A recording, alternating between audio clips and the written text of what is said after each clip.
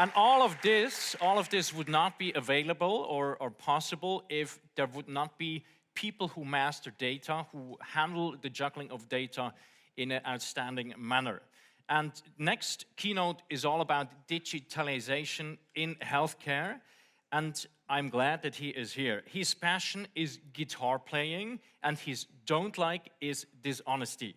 Now, let me introduce Bryn Roberts. As a global head of data and analytics at Roche Diagnostics, Bryn's responsibilities include data strategy and architecture, data engineering, data science for healthcare solutions. In addition to his role at Roche, Bryn is a visiting professor at the University of Bristol and visiting fellow of the University of Oxford with interests in, obviously, digital health, AI, machine learning, systems biology, so broader scope, and scientific software development. He is a member of several advisory boards, including University of Oxford Department of Statistics and SABS Center for Doctoral Training, Microsoft Research, and so on.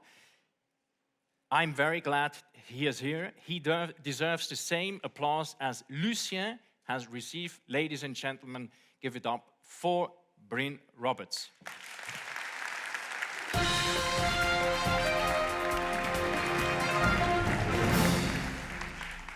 Thank you, Fabian. Very kind introduction.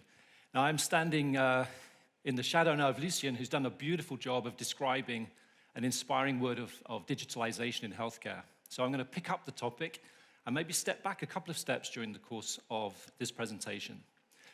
Now, you've heard, and you're very familiar, but we've already heard this morning of a number of challenges that are facing us in healthcare, from rising costs to issues with staffing burnout, availability of qualified individuals, the coordination of healthcare between perhaps the social system and the hospital systems, and numerous other challenges. The transition from a hospital-based care system to an at-home or a non-traditional setting, cybersecurity, the list goes on and on. So what we're going to do now is, following Lucien's talk, is take a little bit of a look at how digitalization can impact healthcare. And I wanted to start with the thinking, if we look at other industries, what's going on, self-driving cars, AI, quantum computing, all of these topics, including some of the things that are already happening in healthcare, and how can we take those to address some of the issues that we saw on the previous slide. And it may be helpful just to put it in perspective of industrial transformation, where for 200 plus years we've seen that move through the 4 phases. Additionally, initially mechanization, then automation, mass production, and then more recently, the integration of computer systems. And now in the 4th phase, really moving into an entirely what we call cyber-physical system. So a complex interaction of digital technologies, data, and physical systems like automation, robotics, some of the things you've seen already in Lucien's presentation. And these technologies are equally applicable to healthcare as they are to any other industry that we're seeing changing at the moment. Now that's great, but let's step back a little bit. So to make all of this possible, we need to have fair data that are findable, accessible, interoperable, and reusable. And this is one of the biggest challenges of making what you've seen from Lucien a reality at scale across the entire healthcare system in multiple countries. So we know there's unprecedented data availability. If you're a healthcare professional or a healthcare manager, you have all of these amazing data flooding in from new technologies, digital biomarkers we'll talk about in a minute, but digital pathology, amazing new approaches to imaging and so forth, genomics, of course, sequencing. And the critical factor is we make those fair, because at the moment they're a very fragmented data landscape. And if we want to put the patient in the center, or potentially also the healthcare system that we're trying to optimize in the center, we have to bring those data together in a way that is fair. Now that journey of digital transformation starts with digitization. So I think we're on that journey already. Some countries are very far advanced. They already have entirely electronic healthcare records, and all data essentially are in electronic form. Switzerland, I think we're on that journey as well. We're maybe not quite as advanced, but we're well on the way. So moving away from films and paper records to electronic form. And this enables us to start to verify information. That then enables the step of digitalization. So starting to apply those data together with digital technologies to optimize, to enhance, to improve outcomes for patients, and also optimize the healthcare system. But essentially, we're still improving a traditional healthcare model. And as Lucia nicely described, what we're really aiming for now is a digital transformation. That's really an entire systematic and strategic re-engineering of the system that puts a data and digital first mentality and not simply digitizing and digitalizing existing processes and ways of working. And as you rightly said, and I can't emphasize this enough, it's not just a technology challenge. In fact, it's probably not mainly a technology challenge. It's really the challenge of having the appropriate talent and creating the right culture to make this a reality. Now, what I want to do is step into a little bit more detail about one area of technology, digital biomarkers, which is showing great promise. We've been using for many years in clinical trials, and now, as you've seen, they're coming into clinical practice, both from a healthcare professional point of view, as well as a consumer point of view. And like you, I did my EKG this morning. I think many of us are using these apps already. So using a smartphone, wearables, and other sensors, we can really make much more sensitive, precise, and objective measures of many of our healthcare parameters. We can do that continuously, and I'll show you that in a moment, and we can build that a longitudinal picture, which, as many of us know, and I'll show, is much more powerful than sporadic point measurements. And it also reduces the assessment burden, the need to travel to a healthcare clinic, and it also measures performance in the real-world setting, not in the artificial setting of a clinic. And there are many diseases that are amenable to this. Many we've worked on are in the neurospace, neurology, rare diseases, but in cardiology and oncology, these are all being applied as well. So 2 types of tests, active tests. This is something where a patient would pick up their phone in the morning or during the day and do a test that's pre-planned. So in this case, a Parkinson's patient is doing a balance test. They've strapped the phone or hold the phone in the pocket, and they're trying to stand still. And you see the Parkinson's patient on the top trace there is losing their balance, moving around. That's using the accelerometers in the phone, whereas a healthy individual can just stand pretty steady. Gait test, we use the accelerometers and gyrometers in the phone to measure these 6-dimensional parameters to get an extraordinary measure of what's going on with the gait of a patient when they're walking, turning, and you'll see in a moment doing different types of activities. And tremor. So in Parkinson's, obviously, tremor is one of the symptoms that's very frequent, so we can use an energy spectrum to measure the severity of tremor on different days. And at the same time, the patient will, or the subject, may not be a patient actually, can carry the phone continuously during their daily lives. And as we take those measurements, we can train a deep neural network, so might say AI at this point, to classify their activities and score their performance. So how well are they able to climb stairs? How well are they able to transition from sitting to standing? And these sound quite minor for most of us who are perhaps healthy, but for those who are suffering from Parkinson's, these all add up to really impact quality of life, and so are critical for us to measure, both during clinical trials as well as in a treatment setting. Now, these have potential in the diagnostic setting for neurodegenerative disorders, the dementias such as Alzheimer's, to really access a much broader population. So what's coming, we hope, is a pathway to full and appropriate diagnosis and treatment, which includes things like blood-based biomarkers, biomarkers from the cerebral spinal fluid, as well as traditional and enhanced imaging technologies. But these are not something that every patient wants to go to the clinic and have. It has a high healthcare cost burden on the professionals as well as on the patient. So you could see a kind of a triage mechanism developing where perhaps patients start with a digital biomarker, then if they have an appropriate signal, they're triaged through to a healthcare professional and then start their journey through the diagnostic process. And all the way through that, they can carry the digital biomarker with them, including once they're on treatment, to measure how are they performing and eventually optimizing those treatments. So earlier detection and intervention is going to be key. I think we're all expecting as these disease-modifying therapies come to market, that they need to be administered early. Now, in the interest of time, I am going to just touch on a couple of examples here. Thinking about the 4 types of analytics. So descriptive and diagnostic analytics is really about what's going on and why. And then moving forward into predictive and prescriptive analytics, what will happen next and what can we do about it? Let me just skip these. These are some digital biomarker examples, but in the interest of time. This is a prognostic score in oncology that we've developed. It uses 27 parameters based on lifestyle, on the biology of the individual and the biology of their tumor.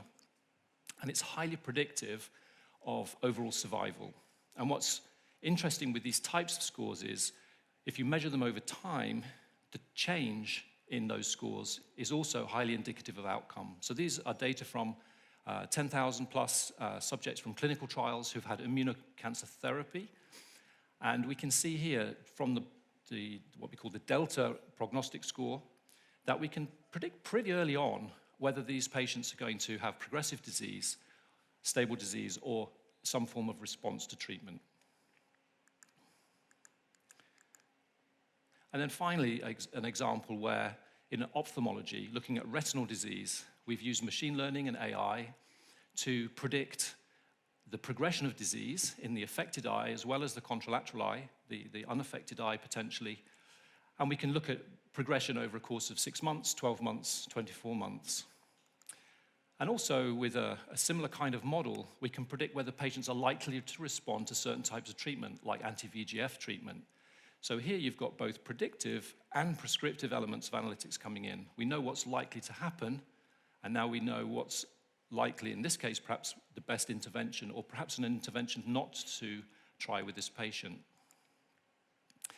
And in conclusion, we've touched on AI and machine learning. You've already mentioned this, we've heard this a couple of times, but it's all about trust. So we've got a lot of stuff going on in Europe on the health data space, on the AI Act, the GDPR you know well already. Same things are happening in the US about access and availability of data.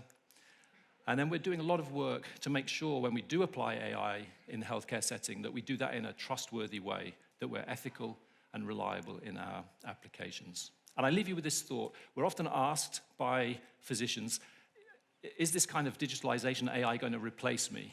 And I think Lucien already said, no, this is not going to happen. We have a massive shortage of healthcare professionals. However, AI won't replace physicians, but physicians who use AI will replace those who don't. So enter the era of augmented intelligence, maybe rather than artificial intelligence. Thank you very much. Thank you so much, Bryn. Please have a seat. Happy for all those insights, and we're open to questions now for Bryn that we can directly see on the screen here. No question has come in so far, but we're still at the beginning of the Q&A.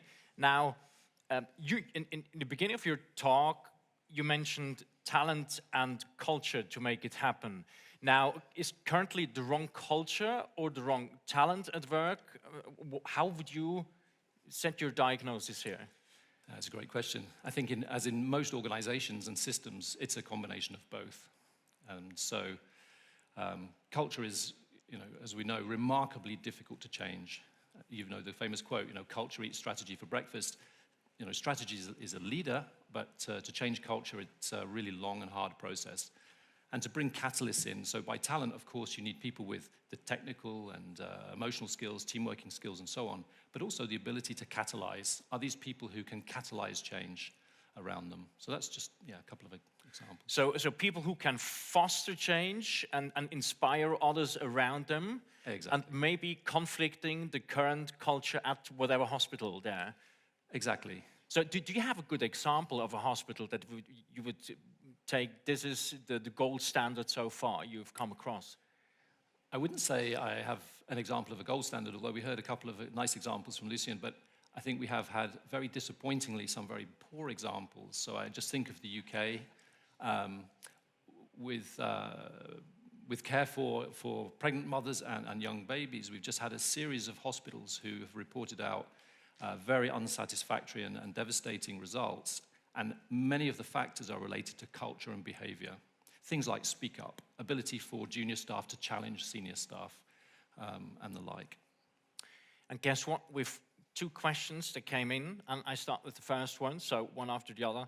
Why do you, doctor, does not trust biomarkers that patients collect on their own versus collected by the doctor themselves? I think that's changing. So I guess there's always going to be skepticism, and particularly with the consumer apps, and this is a big topic now. If you turn up at your physician desk with, Joe app from some company that you've downloaded, of course, the healthcare professional should rightly ask, what's the evidence that this is actually reliable and is presenting the correct results? So we have a whole set of regulations around software as a medical device, for example, that can be applied to things like digital biomarkers. And they're very rigorous in a similar way to that if you brought a new drug to market, you want to make sure there's sufficient evidence, there's a safety aspect, and so forth. Your answer has already sparked various other questions, so we are at the culprit of innovation here, getting questions in. So how come that you are interested in healthcare more specific than the data collection of it? So more interested in healthcare? That's a really interesting question. I suppose we operate at different levels of ambition or inspiration. So my passion is to see better outcomes for patients. Ultimately, that's the direction. And where I think I can contribute is really with my experience and skills in areas like data, analytics, automation, and the like. So passionate about both, but at different levels. I think there's a reason why we do it, and then there's the thing that we can do.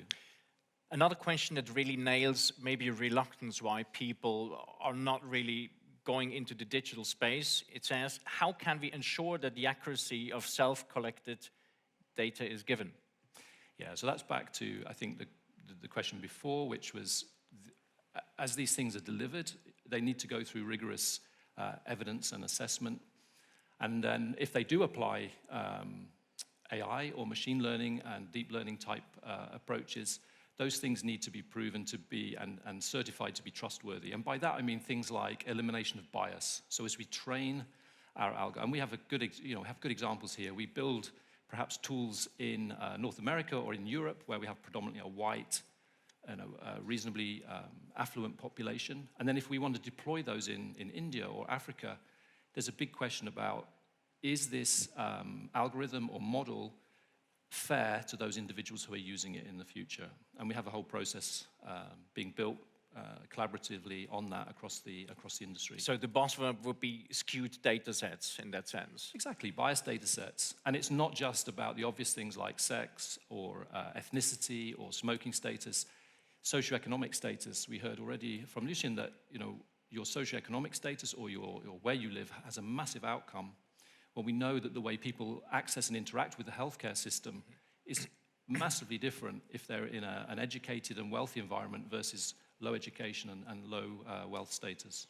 1 more minute to go. I think we go for one more rather general question. Technology is tackling many highly innovative issues using AI, but I can't even book a doctor's appointment online. How do we bridge this gap? By the way, Arthur Germain is changing this for Switzerland currently. Absolutely. And you saw some examples. So we would have, and everyone's raving about ChatGPT at the moment. Yeah. The excitement about perhaps this next level of language-based AI in that case.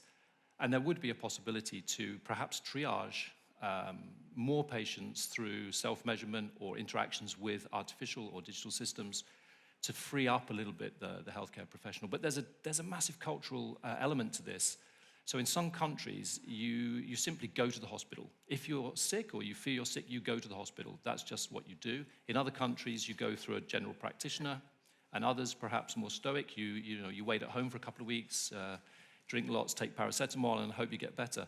So this is also about influencing the behavior of society in the way we interact with healthcare systems. And this obviously takes time. Takes a lot of time. And we took some time as well. That's why we overstretched it, but I felt it was well worth it. Now, Bryn, will you be available for question in the outside as well? I will. Parallel with Lucien. Thank you so much, ladies and gentlemen. Big round of applause for Bryn Roberts. Thank you so much.